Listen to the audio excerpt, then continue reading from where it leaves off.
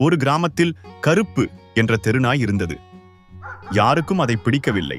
எப்போதும் குறைக்கிறது என்று வெறுத்தார்கள். ஆனாலும் அவன் தினமும் ஒரு சிறுவனை பள்ளிக்குச் சேர்த்துவிட்டு மாலை வரை வாசலில் நின்று காத்திருப்பான். யாரும் காரணம் அறியவில்லை. இதை பார்த்த ஊர் மக்கள் கருப்பை அடித்து துரத்தினர்கள். அன்று மாலை கிராமம் முழுக்க புயல் மழை. மின்னல் மின்ன சிறுவன் பள்ளியிலிருந்து வீடு திரும்பவில்லை. அனைவரும் தேடியும் காணவில்லை. அப்போதே கருப்பு கடுமையாக குரைத்து கிராமத்தை கடந்து நதிக்கரை நோக்கி ஓடினான். மக்கள் பயந்தபடியே பின்தொடர்ந்தார்கள். அங்கு அவர்கள் கண்டது சிறுவன் ஆழமான நீரில் போராடிக் கொண்டிருந்தான். எந்த மனிதரும் குதிக்கத் தயங்கிய நிலையில் கருப்பு மட்டும் ஒரே பாய்ச்சலில் தண்ணீருக்குள் குதித்து தன் பல்லால் குழந்தையின் சட்டையை பிடித்து கரைக்கு இழுத்து வந்தான். அந்த கணத்தில் அனைவரும் உணர்ந்தார்கள். கருப்பின் குரல் எரிச்சல் அல்ல, எச்சரிக்கை.